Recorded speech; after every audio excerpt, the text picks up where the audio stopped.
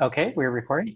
So, thanks everyone for coming to the Boston AWS Meetup. We're going to be talking, we are very lucky to have Amazon's top person on EventBridge, although he may disagree, though why would he? James, I'd say take it away. Sure, okay, let me just share the screen. Let me know if everyone can see that.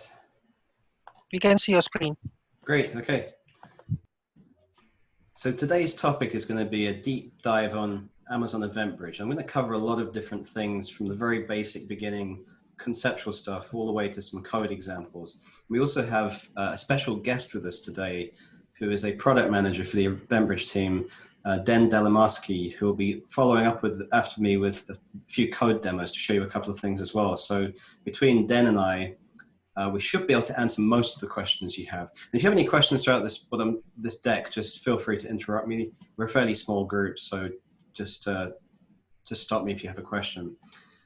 So my name is James Beswick. If you don't know me already, I'm a developer advocate in this serverless group. So I work for the Lambda team directly. And I've been a serverless geek for about 3 years now. So I've built lots of different systems using serverless tech, and I've fallen in love with it, which is hence why I do this job. And before doing all this, I was a software developer for quite a few years, and also a product manager.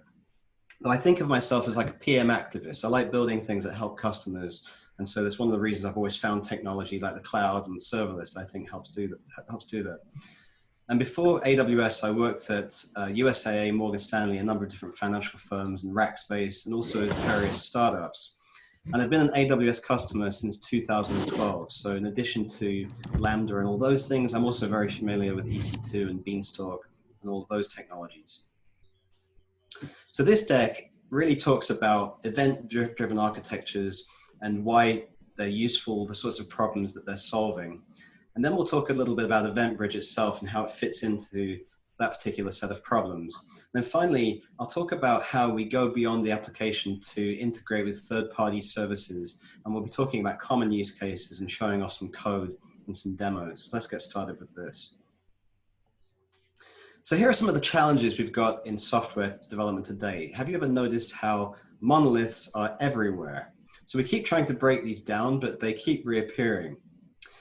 So you might have seen a slide like this before if you've seen any sort of AWS presentation, but monoliths actually get a bad rap. And why is that? Well, they're easy to build and reason about, and often they only have one ACID compliant database. So they're really easy to handle, whereas distributed systems of microservices, on the other hand, are much more complicated. But the problem is that monoliths don't scale. And so both in terms of throughput and team size. And if you have a large system with dozens or hundreds of engineers building features in parallel, you often have to move to microservices, really, if you want to keep your feature velocity moving. But monoliths do keep showing up. Let me prove this to you. So the first thing I want to talk to you about is coupling. So one of the big benefits that's often cited with microservices is with the decoupled or loosely coupled systems. Anytime you have two or more systems, often there's some degree of coupling that starts to happen. And you have to think about the long-term ramifications of that for the health of your system. So here is a standard synchronous API, and I'm sure all of us have written plenty of these. And in this example, you have a client that comes to an order service, and that internally turns around to an invoice service and does some work. And if that's successful, it returns with a 201 and maybe returns back to the client with an ID. So that's great. So these are two separate services, and there's no monolith here. And this is fine when you've got a couple of services like this in a very, very simple system. But what tends to happen is that as you add more services, and this really tends to happen with useful services like the order service, things start to change. The order service starts to get more responsibilities, and you end up with more complexity downstream. So each one of these services that wants to be downstream from the order service has to understand things like retry semantics and the SDK that's been bundled for each.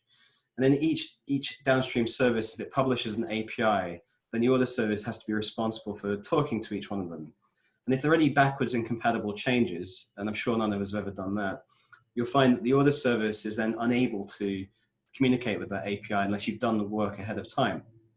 And what tends to happen when you go from here is that more and more and more services out there want to integrate with this order service because it's so useful. And so the development team is working on the order service, stops producing code almost completely. Now they're working as integrators, just munching through a queue of different teams that want to be able to tie with their service. Meanwhile, downstream, those teams are blocked and they're not as independent as they once were. So you get this friction in the process due to the integration cost of hooking these systems together. So the effect of all of this is that your development process is really slowing down pretty rapidly. And then the decoupling is completely gone. The dependencies are more fragile. And before you know it, you've got a monolith. So this is a really common pattern that systems start in a decoupled way and trend back towards being monolithic. So what can we do about that? Here's a second problem, choreographing APIs. So as APIs develop into complex workflows, it can be really difficult to make sure that each one has the right state. So here's a sample e-commerce application with some additional downstream services with fulfillment and shipping added. Now in the happy path, everything works great. You've got the order service triggering invoicing, and that triggers a payment system and then adjusts some inventory and forecasting. Then downstream from there, once the payment clears, that triggers fulfillment, and then that causes shipping to happen to request tracking information. And in the happy path, this is great. But what happens when something goes wrong? So the fulfillment service now has a problem. Someone in the warehouse has realized we're physically out of stock, and so we cannot fulfill the order. So the fulfillment service in this case might have to alert the invoice service. Then it might have to send a message to the payment service to reverse a payment or issue a refund or a credit. Well, then the shipping service may have already been told about to send something, so we have to then undo that. And then the forecasting service may not accept this kind of adjustment, so those numbers are just wrong. We'll have to manually deal with that. And then all of this happens just from one kind of error that happens in this flow. And this is just one. There are many different things that could happen at different parts of this particular flow with just 6 different services. And so what happens now is another problem I've seen in APIs where someone introduces a new service. So in this case, you have a reward service that gets added. Now, the reward service team thinks they've integrated correctly with the order service team, that everything's working and it's fine. But you have the same set of problems where now fulfillment errors. And they go through the same set of problems where they alert all the previous people before that their system hasn't worked, they need to back things out. But they didn't know about the reward service. And so the net effect is when you have this cancellation running through this system, is that an order's been cancelled, but now you have a reward that is going out to a customer for a cancelled order. So what happens then if the reward service upgrades? They get a new vendor in, and they're basically sending one message from an old API to a new API. Does your team know about this? Do you need to know about it? And so as these systems start to get larger and larger and more integrated, there's a lot of coupling that happens behind the scenes just to make sure the right state is flowing through the entire system. And then here's one more problem with this type of system. You have an issue with the availability of synchronous APIs. So in this system, where your team is managing payments, for example, there are a couple of possible issues here. First is performance mismatch.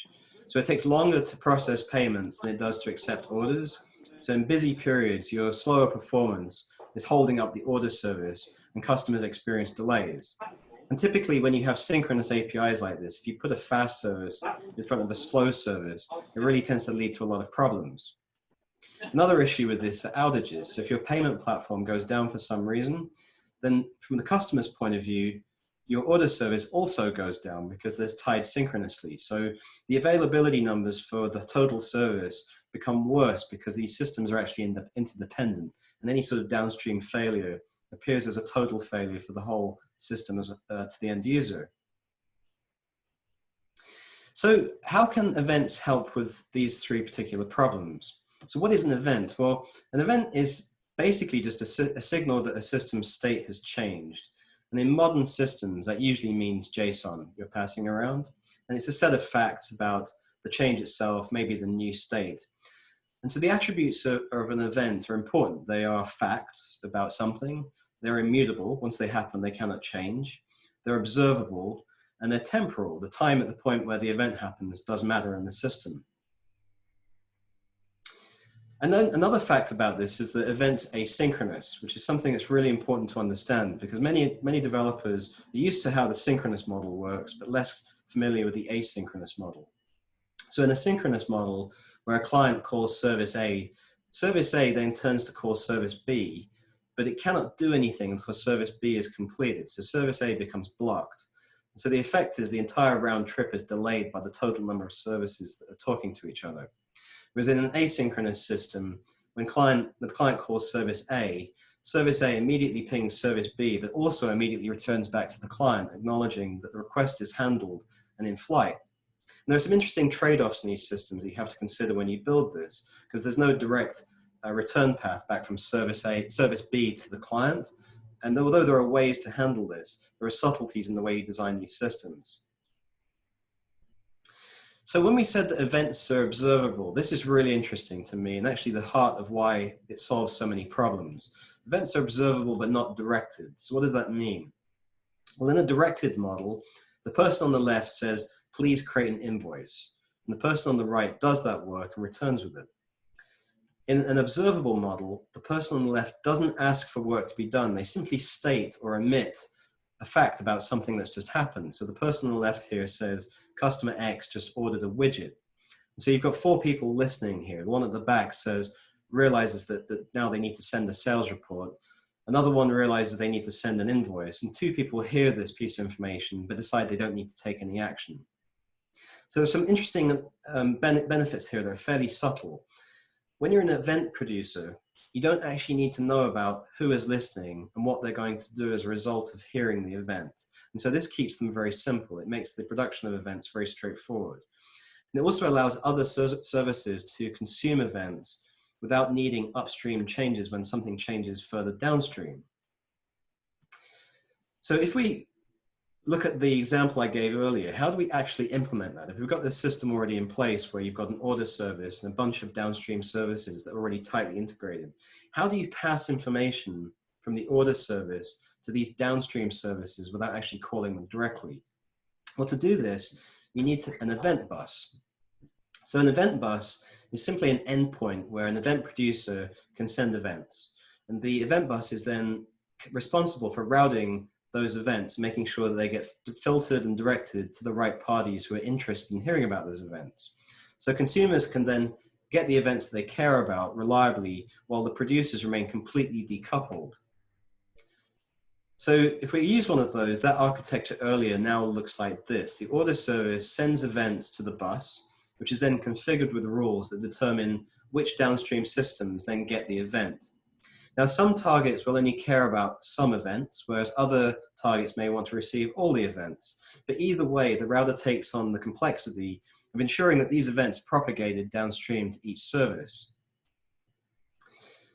So back in our example with this event bus now decoupling the architecture, it looks fairly similar. But if the fulfillment service has an error, what it does is it raises an error event and puts that back on the event bus. Then any other interested party that's interested in the error can listen to those events and take action accordingly.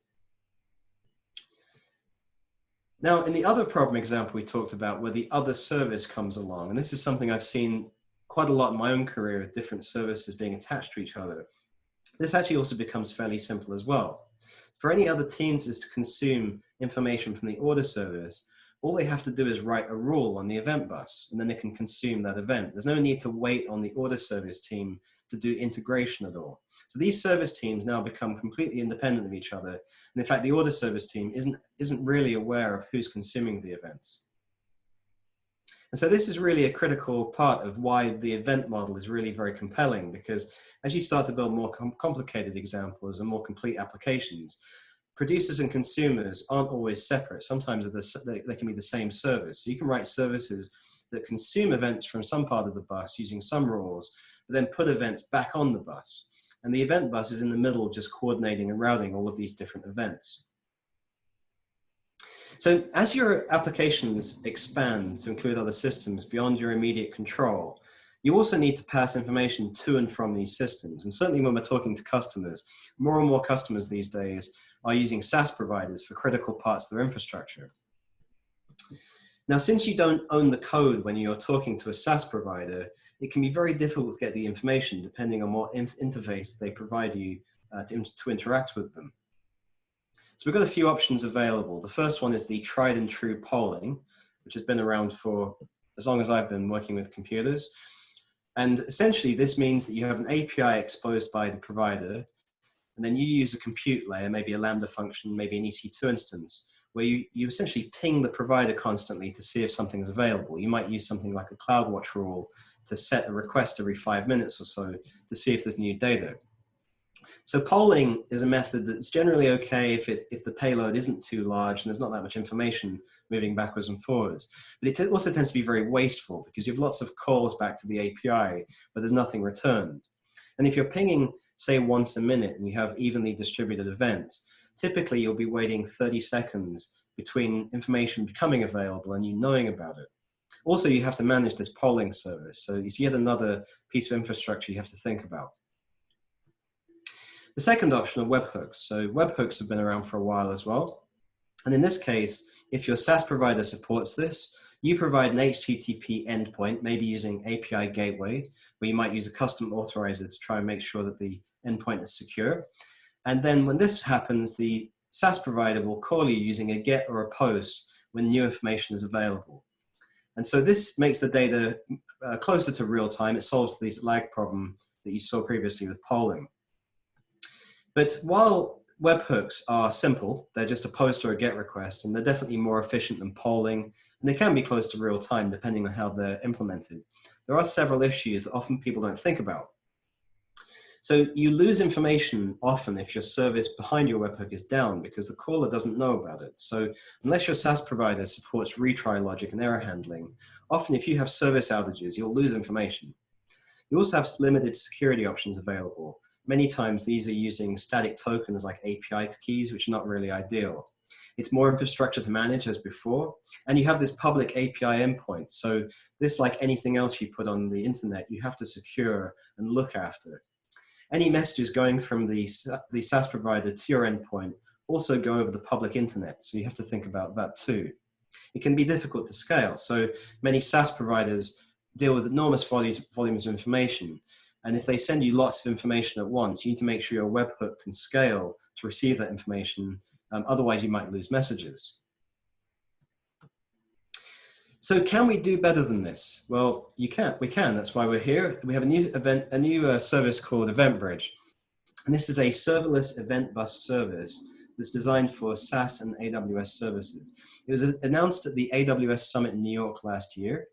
And the idea really behind this is to make events first-class citizens throughout the whole AWS ecosystem and throughout your infrastructure. And what it helps you do is ingest and route events from SaaS applications, AWS services, and your own systems.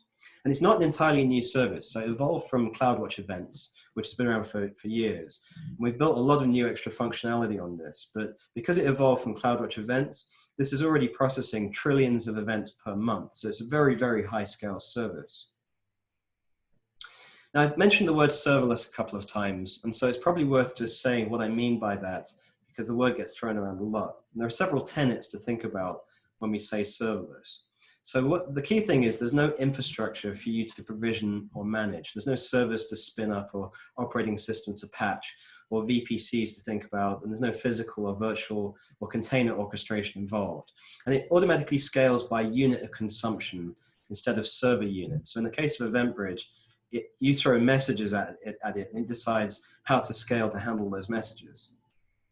It also has a paid for value model. So if you don't use this service, it doesn't cost you anything.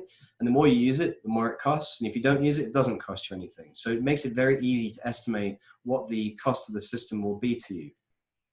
And it's also highly available and secure, which is another big tenet of serverless, because in the background, these services run across multiple AZs, and there's all sorts of security systems in place protecting the traffic. And all of this is managed for you, so you don't have to think about it. If an AZ has an outage at some point, the traffic will be routed to other AZs without you really knowing what happened. So when you look at EventBridge, here are some of the key things that I've pulled out that I think are really important about this. And the key things here are that you've got 90 different AWS services that are available as sources of events. And there's 17 different services available as targets. And when you look at the cost of this, it costs you $1 per million events to put onto the bus. And we don't charge for any events coming from AWS services, only the other events. So it's a very cost-efficient way of moving events around your architecture. Also on this, if you're using the SaaS portion or taking events from SaaS partners, they're sending events through the AWS ecosystem. So essentially they're putting them on their event bus within their accounts, and those events are appearing within your event bus and your account. So these events are not going over the public internet. So that helps improve the security as well. So let's take a quick look at what it looks like just a little bit more under the covers before we get to the code. So on the left-hand side, you've got these sources of events. You've got AWS services, custom events, and SaaS apps. And your custom events can come from things like your Lambda functions or your applications running on other platforms.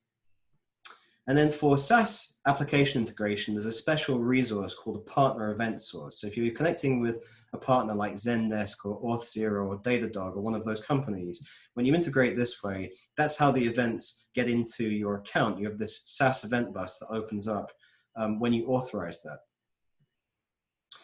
So now event buses, you automatically have one default event bus in your account already. Even if you're not using it, it's there ready for you to use it. And you have the option of creating your own custom event buses if you want to. So depending on what your needs are for your application, you can create ones that are entirely built just for your application.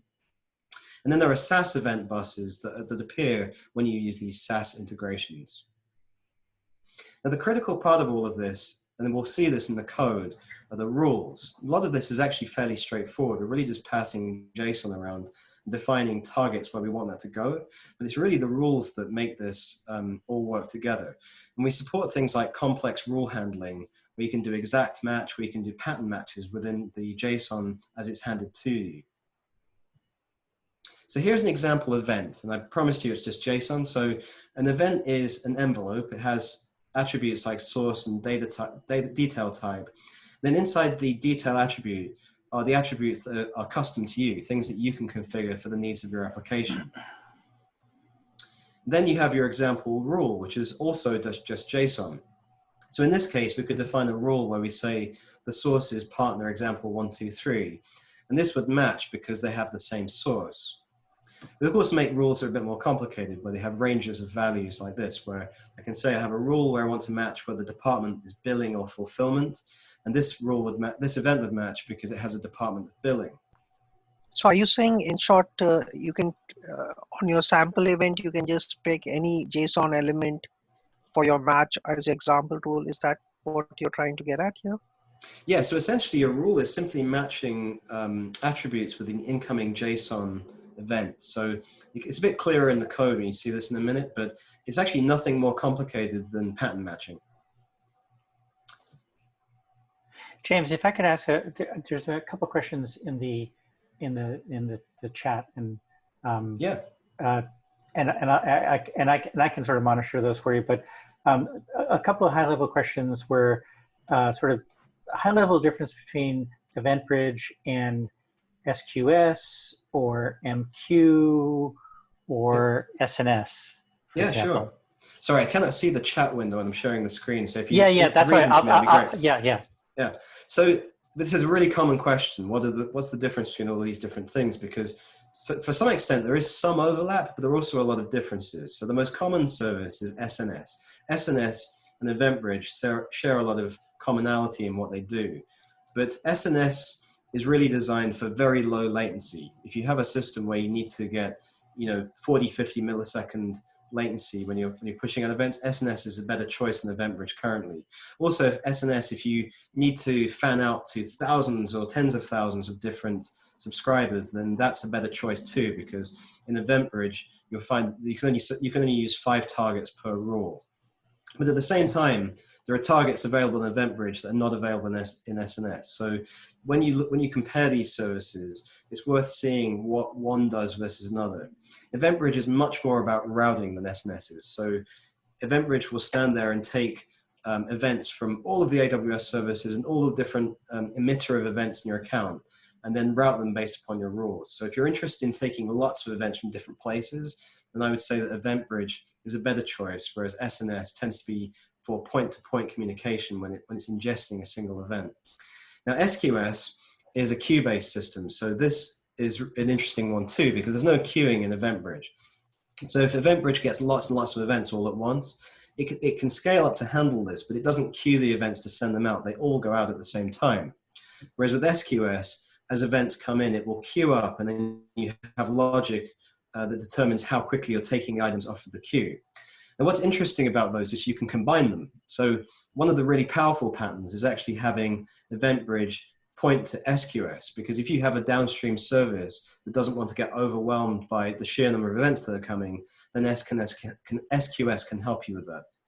So a lot of this is about really just getting to the details of what each service can do. But the fact you can plug these together like Lego bricks and make them do more, I think is really part of the superpower of this service. Okay, if I can just, and comparing it to MQ? I would say it's more of the same in terms of the queuing comparison, because really EventBridge, what it's opening up here is the fact that it's more about decoupling all of these different systems based upon routing logic that you're defining in your rules. And so this is really the new thing here. Having said that, you know, if you've been around the block for a while on some of this stuff, you've probably worked with event buses and enterprises before. And so we went through an event-based phase, I remember about 10 or 15 years ago. And one of the differences I would say with this is that event bus architecture back then tended to be a single point of failure that didn't scale well. Whereas these services are designed to be extremely scalable and high availability. So there's a big difference in the way those work. I'll cover some of those points a little bit further on. Okay, because there was one question about, oh, somebody said maybe you're introducing us EventBridge as a single point of failure, but you know, it's. Yeah, and it's a fair question because, you know, a lot of these services, the serverless services you see, like API Gateway or Lambda, the fact they work across multiple AZs is really part of the way that they achieve this very high level of availability and reliability. The fact you can use them in multiple regions as well. If you have configurations where you need to go multi-region, that can make them even more reliable. So there's lots of options available, but it's a very different world to where you have a data center with one thing running, and if the power goes out, the system's down. You know, these services are extremely reliable. Right. And if I can just one last, you said, and I just want to make sure I get this, that you can have 5 targets per rule. Yes. So the way it works is you're allowed up to 5 different targets, whereas services like SNS effectively have no upper limit on that. But for EventBridge, you need to make sure that you stick within 5. Okay, cool. So one question here, can it's clarification. When you say 5 targets per rule, what do you mean by that? Basically, an event can only hit 5, any combination of Lambda, Kinesis, or a webhook. Yeah, so here are the targets. Yeah, so essentially targets are lots of different things. They can be things like Lambda function, but they could also be allow you to put a record on a Kinesis data stream, or you could start an execution of a step functions workflow, or you could start a task with ECS or Fargate. There's lots of different combinations of things you could do. Okay, thank you. So let me show you a little bit of the code and the deck just to give you a flavor of how you can use this before we go into the actual physical demo. But if you look at this original example that I was showing, where you have these 2 different basic services, what would that really look like in terms of code? Well, so we take this original example, we put our event bus in the middle, and then it looks like this. So I'm using Node here in a very simple mock-up, but here are the critical things. On the left-hand side, we've got an order service. That creates a params object that's just JSON. So again, here you see is an array of entries. You can have multiple entries when you put those onto the bus. And within that, you have some envelope attributes like the detail type and the source and the event bus name. And then it's just one line of code to put the events onto the bus. And here I'm using Node, so it's going to wait until that's finished. But are you guys having a breakup in James' voice, or only am I getting it? His audio, are you guys getting a breakup in his audio? No, it's all good. Okay, fine. Thank you. So you have essentially one line of code here that helps you put that onto the bus. And you can do this in the CLI as well. It's not just within the SDK. So once you put that onto the bus, you have a response back from EventBridge that confirms that it's been durably stored within the bus itself. Now on the right-hand side, you've got this invoice service we talked about. And this is a simple Lambda function that's going to produce an invoice. But you'll notice it has no reference to an event bus or anything. It doesn't even know about the event bus. It simply receives the event like any Lambda function would, does its work, and then terminates. So when you look at this, what's interesting is that the two services don't actually know about each other. And then in the middle, making this all work, you have this rule. So here I have a SAM template rule, but what I define is it's a rule type resource, and the pattern is going to be a source of demo.orders, and I'm looking for orders that have been created. And that is the pattern it's matching against, just right there. And if that pattern is matched, then it will invoke this target, which is this Lambda function, the invoice service function. And so really, the rule is the clever part of this that does all the routing to make it work for you. Now, if you go back to the problem we had of how do we add this reward service, this extra service that comes along, how do we manage that here? Well, for this, actually, it's pretty straightforward because we just create a second rule. It's the same as the first one. In this case, I'm just looking for more orders that have been created. Then I create a second target, which is going to send this to the reward service. So I don't have to change any of the code over here in the order service, and nothing changes in the invoice service. All that's really happening is that this new service that's come along is subscribing using a rule. So a couple of other things on this that are interesting, worth mentioning. So back in the day when we had event bus architectures, one of the things you can run into is if you've got lots of services that are producing events and everybody's producing their own type of event with their own schemas, it becomes very difficult to keep track of what these schemas look like. So what we did is we launched this new service called the EventBridge Schema Registry, and it enables you to discover, create, and manage open API schemas for events that are going through EventBridge. So the neat thing about this is that it will listen to events from AWS services or your own custom applications or SaaS providers, and it has an auto discovery mode where it discovers what the events look like.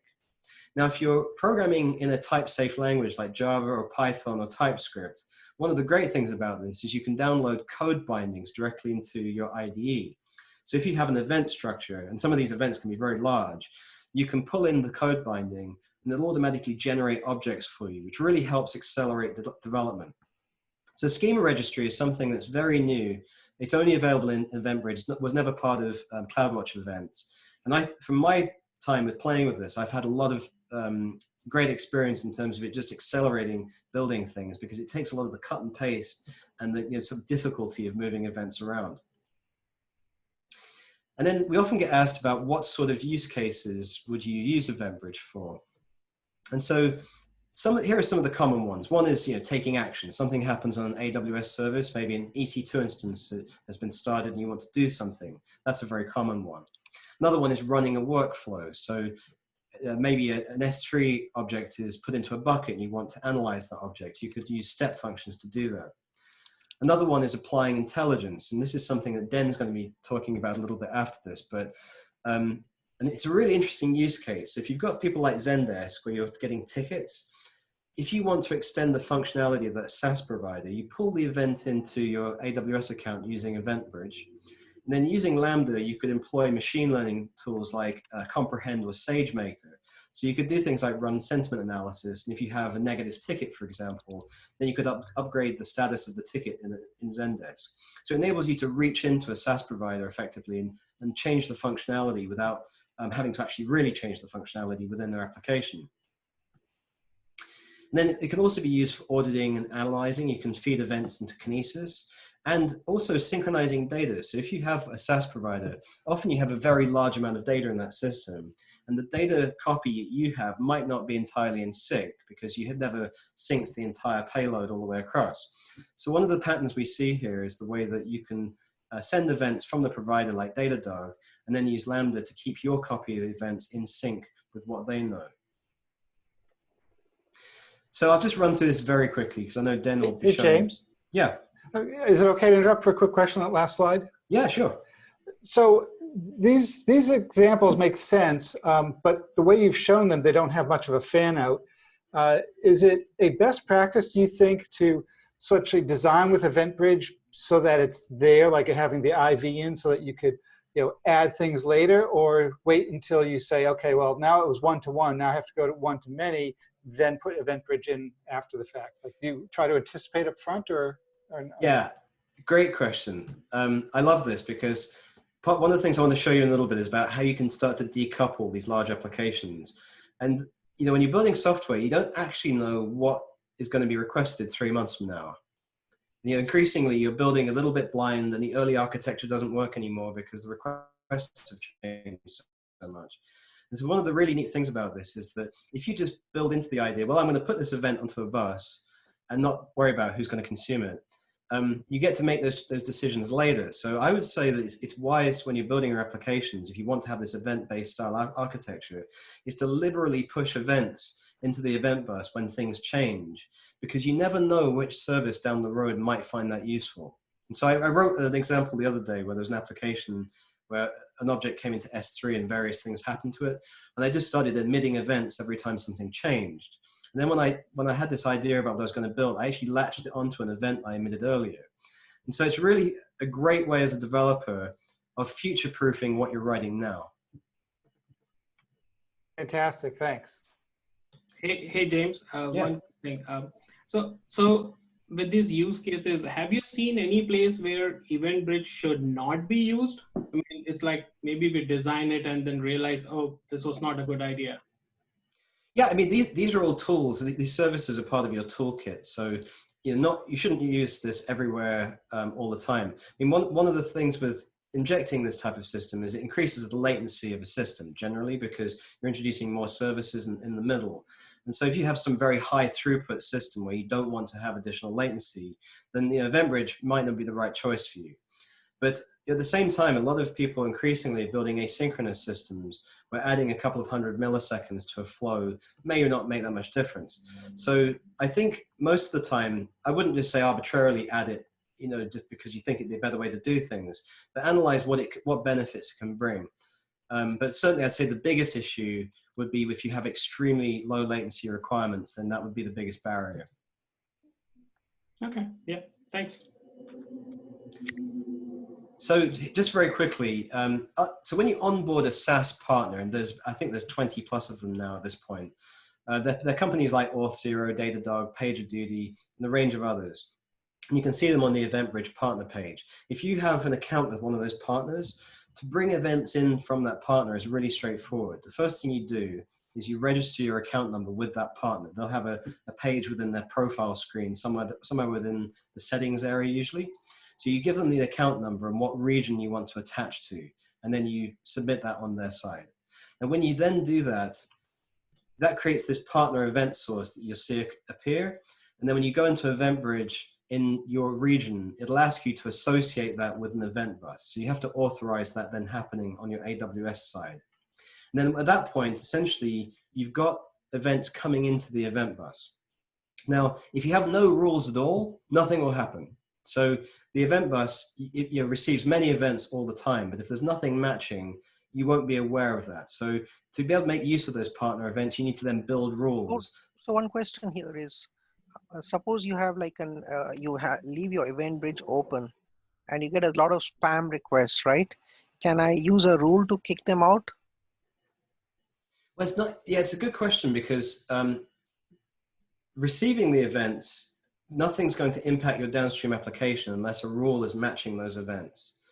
So if I would, for example, was receiving all AWS events and I had a very busy account, and I have just a Lambda function is interested, when an SNS topic is fired or something like that, it's the rule that restricts what then reaches the Lambda function. So you don't actually need to worry about the volume of events coming in because it handles that for you.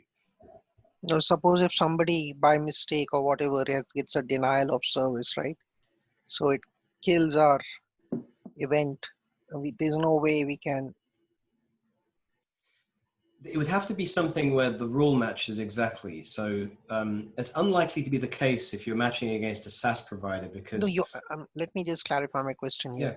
Let's say, I say, we have a lot of Trump supporters, don't take it literally. And all of them decide to put 1 million events, like, all at the same time to just have fun with EventBridge. Okay. And our backend systems are not there. So all those 1 million will show up in EventBridge. I get it. Okay. But what I'm saying, is there a way we can like short circuit even before that, or they will come into thing if they've broken the security, there's no way to stop the event bridge. It's not a situation that's, I think, would be likely, because you have to have permissions to put events onto the bus. Okay, And okay, got it, fine. yeah, but I see what you mean. I mean, things like API gateway, when you put an API endpoint out in the wild, certainly that Exactly, sort of thing you have to think about. exactly. That's an example. Somebody Yeah, made a bug in the code, right? right. And they use a multi-threaded, and then you get stuck with like maybe 15, 20,000 or even 100,000 of these events coming Yeah, from nowhere, right? yeah. And in this case, there's no sort of public access to your bus or anything like that. So I don't think it would be a similar sort of problem. I mean, you could, in some bizarre circumstance, if the provider is basically sending you junk because they had a bug, you can always disconnect from the provider's event source, right? Yeah. I mean, whether you Okay, put that on an alert to do that automatically or manually, but you can basically pull the plug if you need to, and then Yeah. Okay, got it. then Thank install you. it back again later. Yeah, So just thinking. Thank you. from a practical point of view, one of the interesting things when you turn on some SaaS providers, like Auth0 is a good example. Auth0 does send you a lot of events. They're very diligent about telling you everything that happens when someone signs in. It's actually very useful, because if you want to build a very complete model of how users are behaving, whether it's a real user or not, they send you a lot of data you can use. So if you're only interested on specific events, like an actual login, that's where you use the rule to filter down just that one event, and then not have to process hundreds of events that they might be sending you. And so part of using EventBridge, part of the real learning curve is actually learning the rules, because they're fairly straightforward. They're just YAML, but it's a bit backwards. You've got all these events coming in, and then you filter based on those events to better retrieve the ones that you want. And so mentally, the first couple of applications you write, you realize, the rules are a bit different to the way I thought they were. How long the events stay? Is there any default limit for the life of that events? Yes, 24 hours. So if an event's not deliverable, the service will keep retrying with exponential backoff for 24 hours. And after that, it won't retry anymore. So we have resiliency patterns available if you need to make sure that you always have an event available. There are different ways you can achieve that in terms of routing to an SQS queue. We also have people who log out every event so they can replay events if they need to. So there are different approaches to that generally available. So where would we specify, is it in a configuration? Where would you specify what is a retry cycle? So the retries are managed by the service. And so you don't, you can't say that if this event comes, wait for like 15 minutes to retry, or that you have to handle on the rule side of it? Yeah, it's retried on your behalf. So the service does this for you. It's not something you can currently configure. So currently, what is a retry retry cycle? Is it a minute, 30 seconds, or? It's not something we specify, but essentially it retries over a 24-hour period, and it retries, it uses exponential backoff. So initially it tries more often than it would do later. Okay, thank you. So just very quickly on this before we get into a bit more of it. So here are the 4 things I think are really important about EventBridge, and I think they're actually all equally important, but decoupling is something that increasingly, as you get into big applications, being able to break them apart just helps you build more quickly. I truly believe that after doing this for quite a few years, that smaller applications are easier to build and manage than large ones. The event routing side of it, when you're dealing with error states and things that don't follow the happy path, is very much easier when you're dealing with events than trying to manage workflows that often just become very convoluted when things don't go the way they should. There's the availability side. So you have with synchronous APIs, the problems that we saw earlier with that, having this sort of asynchronous approach gives you higher availability, generally speaking. And then there's a third-party integration side, which I think is actually very exciting, because prior to this, we only had polling and event hooks available, whereas this gives you a way to bring events from other providers in, really like it's part of everything else that you see within AWS. So it really makes it, as a developer, a lot easier handling that, and helps reduce a lot of the infrastructure. So what I'm going to do is I'm going to pass over to Den now. So Den Delamarski is the a PM, one of the PMs for EventBridge. He's fairly new to AWS, fantastic guy. I really enjoy working with Den a lot. He knows the service inside and out. And he's going to share a demo with us. So I'll stop sharing my screen and introduce Den. Hello, awesome folks. Thank you so much for the kind introduction, James. And today I will, let's see, I will try to share my desktop.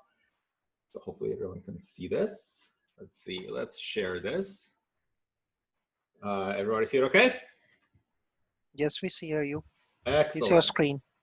Fantastic. That's exactly what you all should be seeing. So as James called it out, we have a range of third-party integrations in EventBridge that we want to make sure that customers use to simplify how they connect those services to their applications. So I'm in the AWS console, and here I'll go to partner event sources. So this page will outline literally all the partner event sources that we have onboarded. There's more of them coming online. So I'm always curious about your feedback. If you have any kind of services that are not here yet, let us know. But we have plenty of services that you can start with and plug into the EventBridge, listen to their events, and then react to those events. Now, how does that work? So let me start by saying that I'm, for example, a big fan of PagerDuty. So I love the product, and what they're doing is they integrate with EventBridge as an event source. So to start integration and to actually start receiving events from PagerDuty, I have a test account here that tracks all my incidents. So I have no incidents, which is always good news. Then I have my EventBridge, and I have a couple of event buses already, but I'm not going to worry about that for now. So to start setting up the interaction between PagerDuty and EventBridge, I'll go to my partner event sources page here, and I'll click on setup. Now, at this point, the setup is very, very easy. So all I need to do is I'll copy my AWS account ID, because this is what I need to give PagerDuty. In PagerDuty, I'll go to configuration and extensions, and let's see, let's integrate with Amazon EventBridge. So I'll click edit. Now here I'll add a service, and I'll name my test account 2. I'll paste the AWS account ID that I just got from my console. This is this number that we conveniently give you for all the integrations that we have. I'm going to select the region, and I'll just make sure that I'm in the right region here. So I'm in Oregon, which is US West 2. So I'll go US West Oregon. Services, I have an EB test service that is going to, essentially, it's a service that tracks my incidents. It's within PagerDuty. And the event source name, I'm totally fine with EB test, but maybe I'll do, Boston, so that we know what this is. And I'll just create. So what this does is this creates an event source. Now, if I go back to my console here, I'll go to my partner event sources, and we'll see that now I have a new partner event source that's been added to my account that is from PagerDuty. It has a very unique namespace. You'll see aws.partner/PagerDuty. And notice that I have EB test Boston. So this is what I just specified. It's pending. So by default, we want to make sure that you give consent to the fact that you actually want to use this integration. You want to receive events. So somebody can just, by knowing the account ID, drop a bunch of event sources to you. So I'll select this event source that I just created, and I'll say associated with event bus. And this will create automatically an event bus in your account. It's a custom event bus, and I'll say associate because, yep, I totally trust the source, and we'll see that this became active. Fantastic. This is easy enough. So if I go to my event buses, now I see that I have this EB test 3, EB test Boston. That is a custom event bus that will receive events from PagerDuty. But as James called out, there is this caveat here that just because I have this event bus doesn't mean that anything will actually happen, because I haven't created a rule. I haven't defined what exactly will happen to those events. So I'll go to my rules tab here, and I will actually create a new rule. So I'll give it a name. So track PagerDuty incident. I don't care about the description for now. We'll look for an event pattern, so you can define the types of events you're going to capture. So sometimes PagerDuty can send you a ton of events, and you're maybe interested just in, when incidents are resolved or when incidents are created. So you can track that, and essentially all it does is using JSON paths. So you can define JSON paths and then determine, oh, I only care about events that have this specific payload and the JSON that is being sent around. So for that, I'm just going to say predefined pattern by service. And I care about all events. I don't actually care about specific PagerDuty, segmented events. I just care about PagerDuty events. So let's just get everything. And let's see, what's going to be our target? Again, I'm a big fan of SQS, and we already talked about SQS before, so I'm just going to use that as an example. So I have 2 queues here. I'm going to refresh the page, so you'll see I have no messages available, no messages in flight, nothing here. I'll select the queue. Let's see, I'll do test queue den as my target queue. Configure input, matched events, that's totally fine. We just want to pass the entire event to the queue.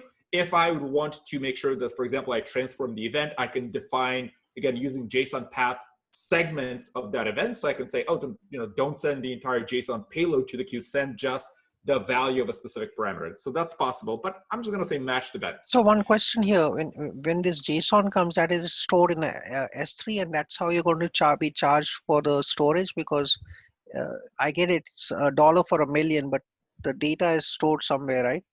Where will you be charged for that? You'll be charged for it once the event lands on the bus. So we're not a persistent store. So you can't just send a bunch of events and they'll just wait in EventBridge before they process. We take them, we process them, and that's it. So you'll be charged for every event that lands on the bus. But so after 24 hours, that anyway event is gone. So its storage is temporal, right? Correct. Okay, got it. Thank you. Please go ahead. Yeah, so I have my queue. I configured the input to say matched events because I care about the entirety of the events. And like James called out earlier, I can actually have multiple targets. So the queue is not the only one. So I can say add target, and maybe I want to send this to a Lambda function as well, or maybe I want to send it to Kinesis. I can do that from here, but for now, queue is enough. I can add tags. So one question, these are the 5 targets he was talking about, right? James, correct. You can have up to 5. Thank you. There's plenty of AWS services for you to pick from as a target. And recently we just launched API Gateway just last week. But yes, you can limit up to 5 targets per rule that you're defining. So I'm going to create this rule, and this should save it. Fantastic. So now I have track PagerDuty incident. We see that this rule is enabled. Fantastic. All works well. Now I'm going to go back to PagerDuty, and we'll create an incident and see what happens. So impacted service, EB test. This is a service assigned to default. Something really bad happened. Hopefully something really bad didn't actually happen. Let's see, high urgency. Let's not notify responders. Let's just create the incident. So I'm going to create, bam. Now we have an incident. And if I go to my incidents, I see it here. It's triggered. Now, if I go back to my SQS, remember that this was a target for one of my rules. I have now 4 messages available in my test queue den that I specified, and I will go here. I can actually go to send and receive messages, and I will poll for messages to see what messages landed in this queue. But effectively, what I'll be able to see is the messages that came from PagerDuty. So once the event is triggered here, once the incident did happen, PagerDuty used the event source that they have previously defined, and that event source will send the events to the event bus. So, oh, it looks like I need to log in again. And what will happen is then EventBridge will route it to the queue service. So I'll go to SQS again. Let's go to my queues and test queue den where I have the messages. Let's go to send and receive messages. And let's pull for messages once again. So I have my message. So we'll see them here. These are the messages that came in. I can open one and see which one this is. Let's see, message body, API call. So that's probably not the one that I'm interested in. But you look at the payload, and what you'll notice is, let's see, yes, so this is the one that came from track PagerDuty incident. This is an event that got fired. So I can, this is a tag change, but then I can go through all those events and essentially look at the payload of those events that are coming in and decide what to do. So for example, if I'm taking events from, the PagerDuty incident, I want to store them persistently. So SQS is just an example. I can just throw them on a queue and do something with them later. But maybe I want to store them in, say, a DynamoDB, or store the kind of the log of my incidents. So all that is captured in your essentially in the event payload. So there's the event envelope that's being sent, that's fairly standard, and then there's the detailed content that you can then use and decide what you want to do, whether you want to extract parts of it or we're going to throw the entire event. So as you can see, it's very easy to actually integrate between EventBridge and third-party sources because you didn't actually have to create a new Lambda function or an API gateway. You didn't need to stand up custom infrastructure. You just literally copied the AWS account ID, plugged it into the SaaS partner, and it all just magically worked. And currently we have 27 integrations with more on the way. And if you have any services that you'd like to see, please let us know. And I'll hand it back to James. Can I just one question before you go back? I saw Microsoft Teams. Could you, if you have 2 minutes, can you just show what that is? So this was part of PagerDuty. It's not part of EventBridge. Microsoft Teams was one of the integration points you had.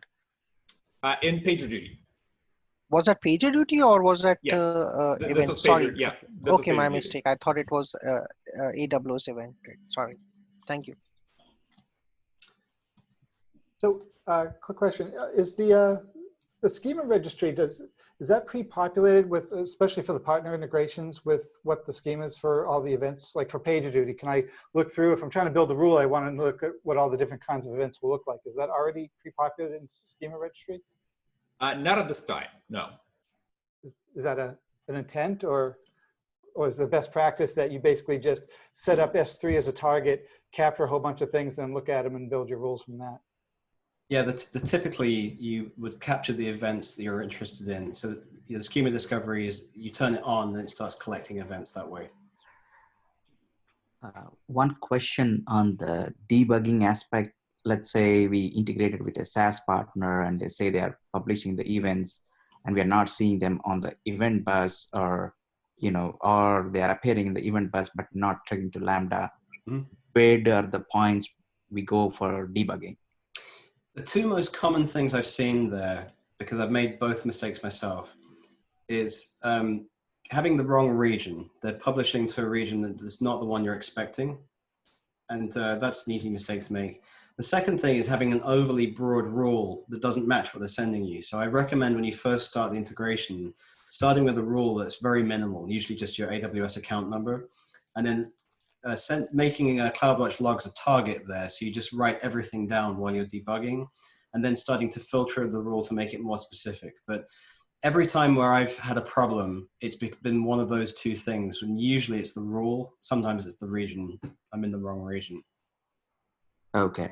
So if I understand correctly, it could only be a programmatic error, not actually a failure from the infrastructure or the service itself.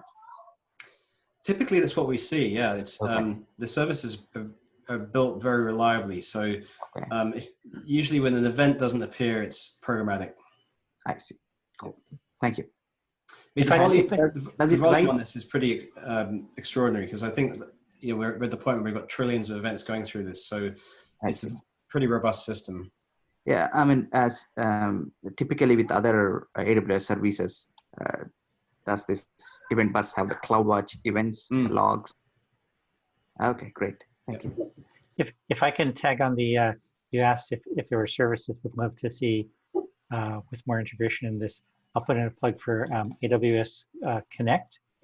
We use Connect quite a bit, and I will say it seems to be a bit of a poor stepchild in the ecosystem, in that it doesn't have very good Bodo support or CloudFormation support and so on. And our whole, my company's system is heavily dependent on Connect, and it would be great to be able to listen on the events that throughout the system, because right now we have Connect has complex contact flows, and we're actually at the point now where I'm going to be either scraping CloudWatch logs or sticking Lambdas in front of all the interesting nodes so that I can do some things. And oh my God, if EventBridge, it would make my life, I drool at how it would make my life simpler if Connect would do it. So yeah, I'd love to talk to you about that after, because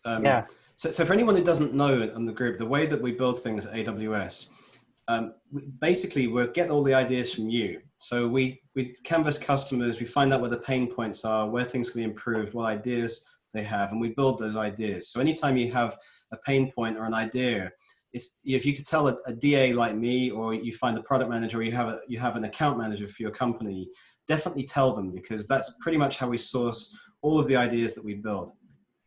Can I make a follow-up for Brian's thing? Like, you guys have Alexa, you have this, right? Why can't I just put in simple English, I'm looking for this stuff, and you go and behind the scenes do all the keyboard magic or the CLI for me? It's a good question. I don't work with Alexa, so I can't speak to. No, I'm talking about your event, your user interface. Like just now, earlier, I'm sorry, the person who was demoing it, right? You had to go through a lot of the thing. It could be just a simple language, right? I'm looking for this, I'm looking for that, and then instead of the form method, right?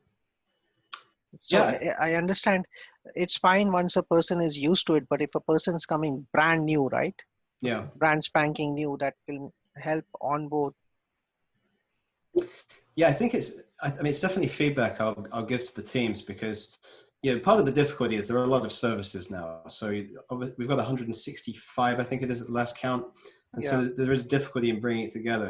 I think as a serverless developer, it's important to really not rely on the console too much. You know, I try to get people using SAM or serverless framework and their favorite IDE. You know, I use VS Code, but essentially, if you work in that environment, I think it's easier to pick things up and move faster. You know, I'm not saying it doesn't matter whether it's a console or a CLR, right? But if I can just put it in straight language, right?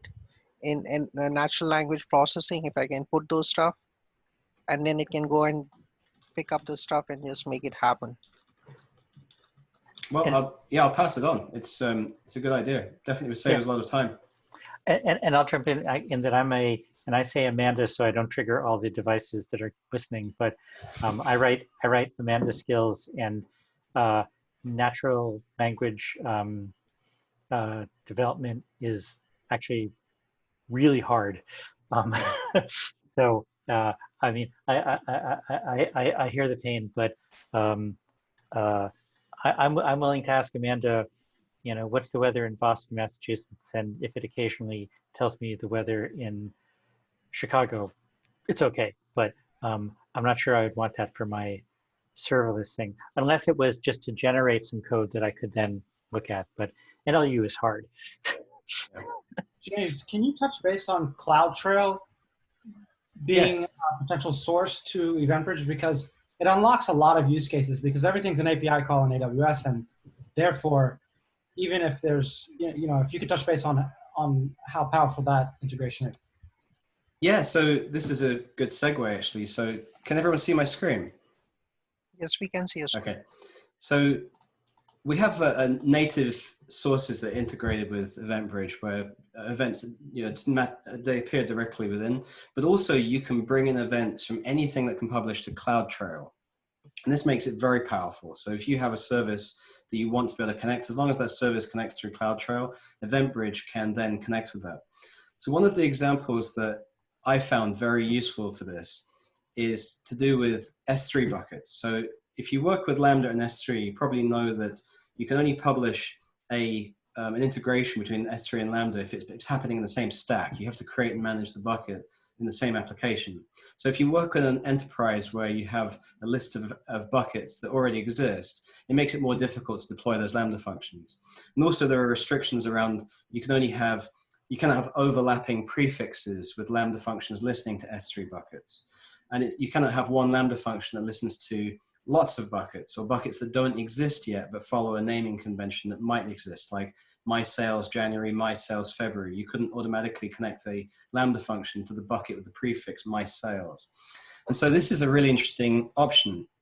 And so what I built here, if I just open this up, I came up with this example where for this one you have 3 buckets, and this is all being managed through CloudTrail, to go back to the original question. So each of these 3 buckets are logging out to CloudTrail, and they're all called my sales with the appended with 1, 2, and 3. But I want to be able to route events happening to that bucket to my Lambda functions. So the way this template works, you can find this in my GitHub repo, is there's a bucket policy that sets all this up. And then there's the CloudTrail piece that configures it so it's listening to those 3 buckets. And then the key part is down here. I have 3 Lambda functions, event consumer 1, 2, and 3. And these are fairly straightforward. They're just going to log out an event. There's nothing particularly clever about those. And then the EventBridge rule, I can say, well, I'm interested in any of the events from these buckets, and I want to route them to all 3.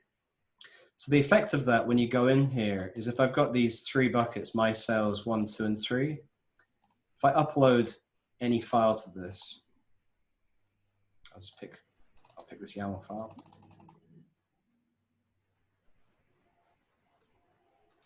And I go to the Lambda function that we created.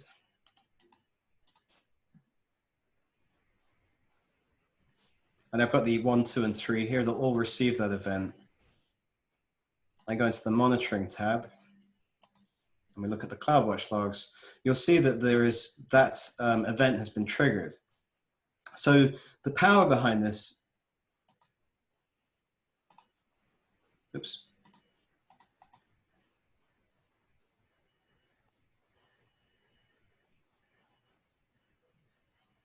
Maybe I didn't deploy it there. Well, the power of this is that essentially you can separate and decouple the buckets themselves from the Lambda functions that you want to run when something happens in those buckets. So I think instead of using plugins for serverless framework that try to separate these, or dealing with the fact you can't quite do it in a SAM template, actually building out the infrastructure you want in one template, and then building out the compute in another, and then using EventBridge with CloudTrail in the middle could be very powerful for companies when you have lots and lots of buckets and you want to apply logic to subsets of those buckets.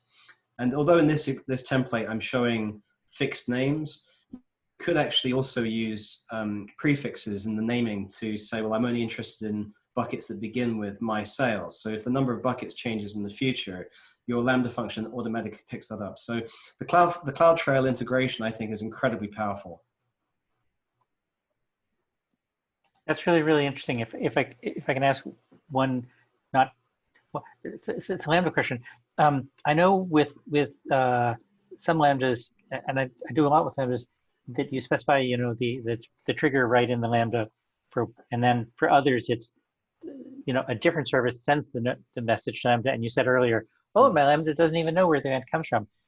Just as a general usability, it would be really nifty in the Lambda console if it could show you where an event was coming from. So like if I could look at my Lambda and it said someplace, S3 is sending to you, or EventBridge is sending to you, because it is nifty that it's decoupled, but there have been lots of times when I'll look at a Lambda, I'm like, well, who the hell is actually calling this guy? Yeah, I think that's a fair point. I jotted a note. I'll give them that feedback too. Yeah. And then what I wanted to go on to there was actually, there's a blog post I wrote that this is where when I about 6 months to working with EventBridge, I started to realize some of the real power of what you could do here. And I just finished writing this fairly large application that was just a proof of concept application. And it ended up with lots of different Lambda functions and lots of different buckets. And the SAM template involved ended up being almost 1,000 lines long. And one of the difficulties as you start to get to larger and larger serverless applications is that deployments take longer. And essentially you've got this monolithic template you're working with. So if you have groups of developers, you want different people working on different sections, it's difficult because effectively you're all in the same space in the same template. So one of the things I discovered was that I could basically refactor this entire application using EventBridge, where now this example application takes documents going to a bucket and indexes them using machine learning into Elasticsearch. But now what I could do is have the first template just own the buckets, and then separate my application into a series of parsers, converters, and analyzers that essentially all they did then was talk to EventBridge to retrieve an event, make some modification, then put an event back. And so it ended up being 5 sub-applications that in the repo, you'll see there are 5 SAM templates and 5 distinct things. So the really interesting thing about this is that it gets around this problem that you start to see with everything always trending back towards being monolithic, and can really decouple things. And even in this example, one of my team members said, well, I think this application needs to have this feature. And I said, great, go build it, because you could essentially just pull the event off the bus and then build this extra plugin for this, and it would just work. So I think this is going to be a pattern that becomes really very important for the way that EventBridge is adopted, because it just simplifies things considerably. It seems like EventBridge is closest to SNS. Correct me if I'm wrong. It seems like some of the big values, like the partner integration. Are there like other features that you might use with it, like that EventBridge provides versus like SNS that you might use EventBridge for versus SNS? Yeah, I think, you know, the schema registry part is, I find, very useful. And I also think the list of different targets is key, because, you know, SNS is fairly limited in the number of targets it has. You have HTTP endpoints, SMS, those sorts of things, whereas this is much broader.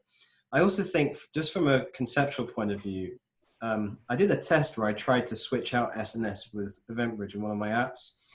And it's a little bit, it's more limiting, because it really is just, SNS is more designed to really accept traffic from single sources, then it fans out. Whereas this is really, you know, it fans out on the intake, and then not so much, you know, you get 5 targets on the output, but essentially if you want to take from a much larger source, this is very well suited for that. Again, though, something that's interesting is you can plug these together, because one of the things we looked at recently was, you know, sending out text messages and emails when something happens. So making SNS a target for an EventBridge rule solved that problem really well. And, you know, each of these services, they all have comparable pricing in terms of being fairly low cost per message. So if you have to combine different ones to, you know, achieve a desired effect, it's actually fairly cost effective. Hey, James, I'm wondering, is there a design style with regard to choosing your bus? Like by default, you're going to hit the default bus and you can just kind of put everything in there. Yeah. Or you could maybe get crazy and have like a bus for everything, and then chain the buses together. Yeah. How do you decide, or is there yet any emerging kind of best practices for like the scope of a bus, I guess? Yeah, so that's a great question. I originally thought when I started using this that I'd use a default bus per workload, but because AWS events are only delivered to the default bus, that, you know, you have to bear that in mind, because if your workload needs events from AWS, then it needs to be integrated with the default bus. But there are cases where, if you think about highly regulated industries, you know, financial services, healthcare, this sort of thing, where you want to ensure that data is on a bus and it's not visible to any party outside, then that makes a good case for using a custom bus in that case. But we've seen customers use them in lots of different ways. You know, sometimes it's more of a project management tool, just knowing that, you know, everything related to a given workload is on one bus. And other times it can be more as a way of drawing a line between different types of events. But so I think I've come up with a few theories about how I think it should be used, but I think as it becomes more widely adopted, we'll learn a lot from how customers are using it too. Yeah, and I can imagine maybe something about the authorization for who can put roles into a bus, maybe another way to divide it up, so that, yeah, you could have one team has autonomy to change the rules on the bus, but maybe not to a different bus or something. Right, right. And actually, you know, in this repo I've been showing here, I've not really gone through this in any detail because I know IAM can be fairly complicated, but the IAM side of this is very sophisticated. So you can actually specify fairly granular permissions for the way that the buses behave and the way the rules behave. And so if you go through my repo, and I've got 4 different examples in this one, but I spent a lot of time building out those sorts of rules to show how that works. Question, James. Yeah. When you're using an event-based system rather than a classical microservices architecture, it seems to me as if the structure of the event is really the new interface. Does it seem to be the case often with your customers that the structure of the event is evolving rapidly and that affects all the downstream services consuming that event? I think you have to design an interface contract around your event, because obviously if you have events people are using and you just change the names of attributes. You have the same problems there as you would with APIs if you did this. But you have a fair amount of flexibility with the versioning within the event structure. And I've learned quite a lot from looking at AWS events, because you can pull them into schema discovery and look at how they're constructed. And you have services like S3 that have been around for years. You can see from their payloads how they've decided to upgrade events when new services and features have been added. So I think if you have a good plan in terms of how you want to expand different sections as new parts of events become available, it's okay, because any service that's consuming an earlier version of the event won't be impacted. But you do have to be a bit careful, just not overriding attributes arbitrarily. Makes sense. Does AWS have any recommendations around these things? Well, I think Den, do you have anything that's hard and fast in terms of what you've seen as recommend in terms of structure and handling events? And structuring handling in which way? In terms of the best way to, best practices and how you should structure events and maintain compatibility with versioning going forward. I see. Well, I think the first thing that comes to mind is, in terms of versioning, is you would have rules, right? And your rules are going to be the ones that are going to capture, and you can define, for example, the structure that you're looking for. You can also use the input transformer that we have built into EventBridge to essentially shape the event in a way that, for example, if you have a downstream service that might, you've updated it and now it accepts a different JSON payload, you can use rules with input transform and say, from my legacy services, when I get these events, here's how you need to reshape them so that when they're sent off to their target, they're still matching what the target expects. So this is one approach to me that comes to mind as kind of being the best practice with EventBridge. And actually, this is kind of the benefit of the EventBridge, because you don't need to kind of stand up another converter service per se that kind of proxies these things over. Just have an input transformer. I would say that it's probably a good idea to just include a version attribute if you're creating your own events, even if you think you only have version 1, because at least you could just put that in. And we see this in CloudFormation and IAM, right? There are these date sort of looking version things, and just even if it never changes, if it ever does, and you can bump that, and then the reader can know that I'm going to have to do a transformation or reject it or whatever, and just not just crash. Yeah. Makes sense. Generally, we've seen that events are, in conversations that we have, they're pretty version agnostic, as in I just have an event, right? And then the event bus itself determines where to route it and how to route it. And that's kind of James was discussing the decoupling. That's your core benefit, is you don't have to worry about these kind of details. Yeah. One thing I don't know if I mentioned earlier, there's an interesting benefit of this, is that when you're looking at the cost of running this, you get charged for putting events on the bus, but you don't get charged for delivery. So if you use your 5 targets wisely, this can be a very cost-effective way to move information around. And because of the way the payload is fairly large, so my general feeling with events is that the more information, the better. Erring on the side of providing more than less, because the consumer of the event can decide if what you're providing is useful or not. But the fact that it doesn't impact the cost is fairly significant. So my question here, one question is AWS events available on Outposts, or that's not yet? I'm not sure, Den, is it available on Outpost yet? It's a good question that I'll have to follow up on. I don't know. Sorry, I didn't hear that. Is it yes or no, or you don't know? I'm not sure. I do not know. Yeah. Okay. Can you find out and post it in the Meetup, or should we send you an email, James? Yeah, send me an email and I can find out with Den, and we can loop back up. Thank you. So one of the interesting things about working at AWS is that there's so many services, we don't know all the answers a lot of the time.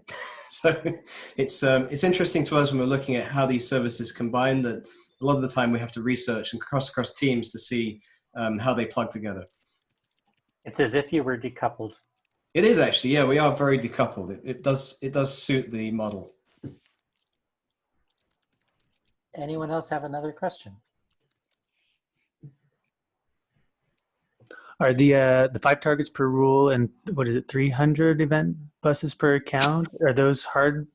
Can they be increased, or is those hard limits?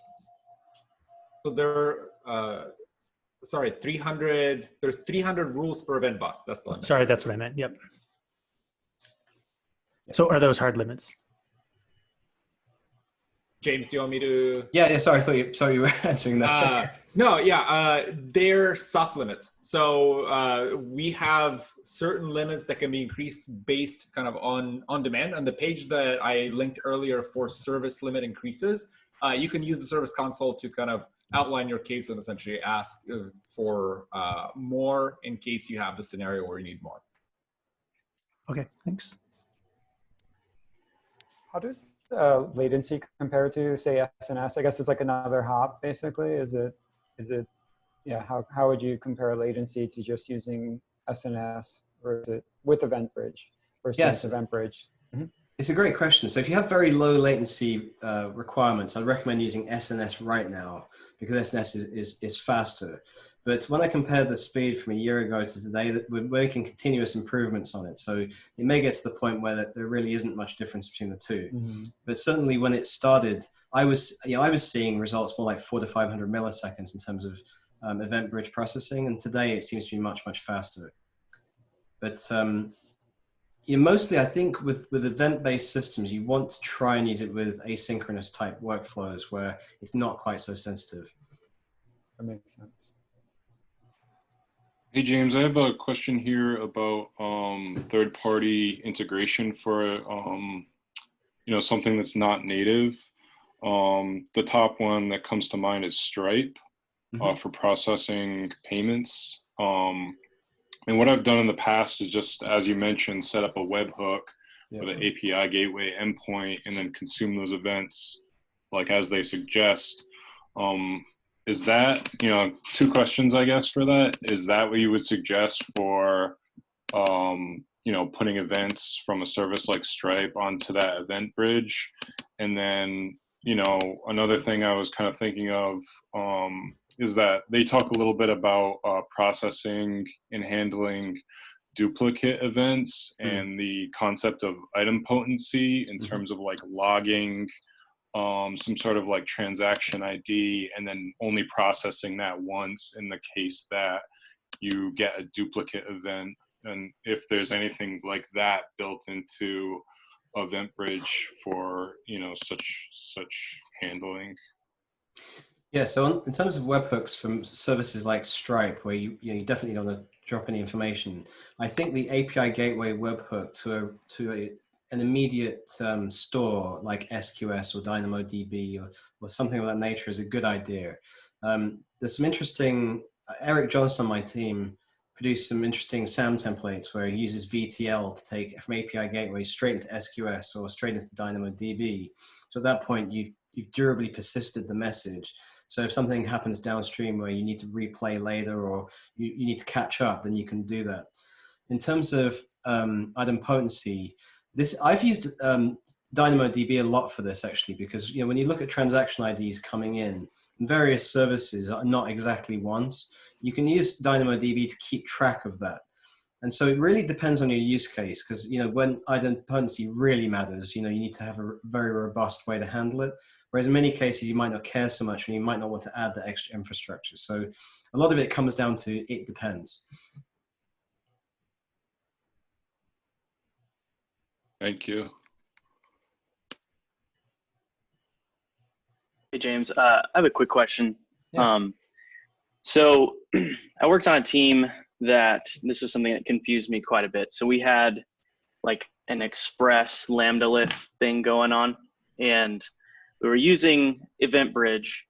But one thing that always kind of bugged me was the atomicity of writing an event and doing the CRUD operation. Yeah. So and it didn't seem to bother anyone else. So I don't know. I'm a data person, so it just kind of freaked me out. So question for you, would you typically have like that first Lambda that, so API gateway hits Lambda and says, I want to create an order with these parameters. Would you then post that event to EventBridge and then listen for that event and then fire off that state change to Dynamo as like a separate event handler? Yeah, so there's another pattern here that I think is really useful for especially things like web applications where you need to have a very fast response time in and out when a user submits an order or something like that. I think it pays to have your API gateway endpoint directly talk to SQS or DynamoDB. So you've persisted the request and then immediately respond back to the user. And so then you can start the processing. So it depends again, because sometimes then you want to go straight to step functions, because there's an interesting thing I've seen here where when you've got multi-step processes, you might sometimes be better off using step functions, because you're the 1, 2, 3, 4, 5 have to happen in this order, otherwise they stop. And there isn't much point in building an elaborate event-based flow if it's that sort of design. And so in the case of something like processing, I would take that approach, where if it's something where you don't quite know what happens yet, or you've got a plugin type system where different things are listening, that's where I think the EventBridge integration there could really pay off. But I take your point on atomicity, because it's something you often come across in these distributed designs where you worry about one thing happened, now what happens if the other thing didn't happen? How do I back that out? I think when it really matters, when you've got systems where you absolutely have to be in control of that, that's where step functions really shines.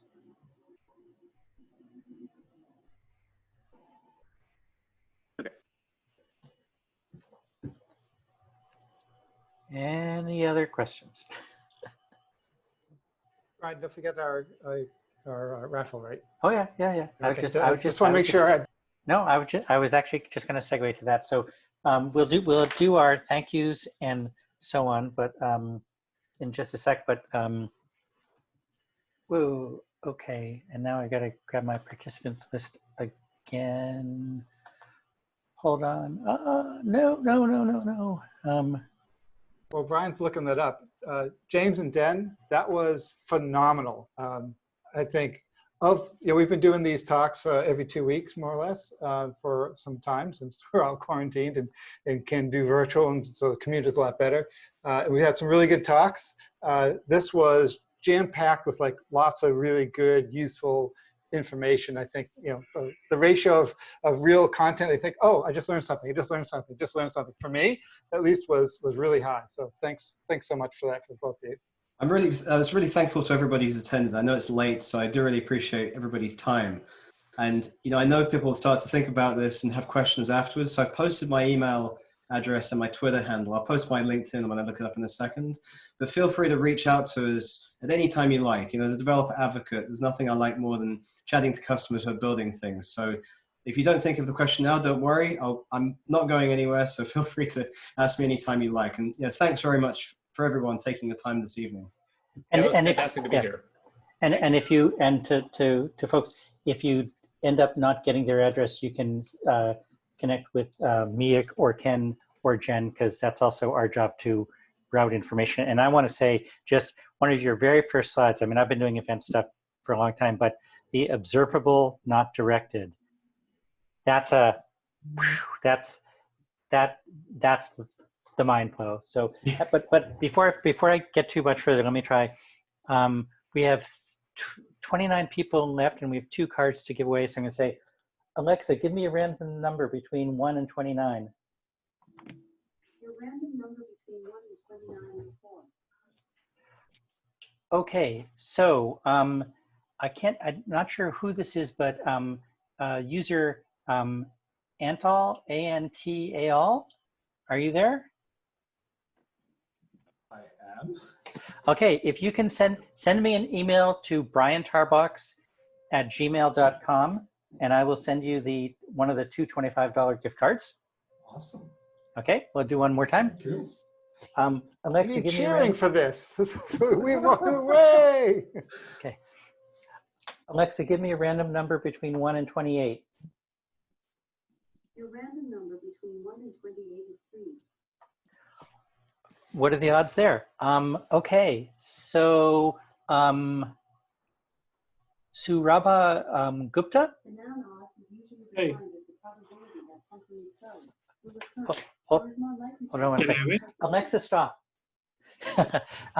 Yes, if you send me your email to briantarbox@gmail.com, I'll send you the other gift card. Thank you. That's awesome. And Ken is probably pleased because until now, I've done the gift cards by asking people trivia questions about Battlestar Galactica. And people somehow said that wasn't inclusive enough. So I tried including Firefly, but they still said that wasn't inclusive enough, so we went random. I don't know. If they don't know about Firefly, they'll just get off the call, right? Yeah, I know. So anyway, so that's it. I mean, sometimes some of us just stick around in kibitz. So I won't actually necessarily close the meeting just yet, but I'm actually going to stop recording.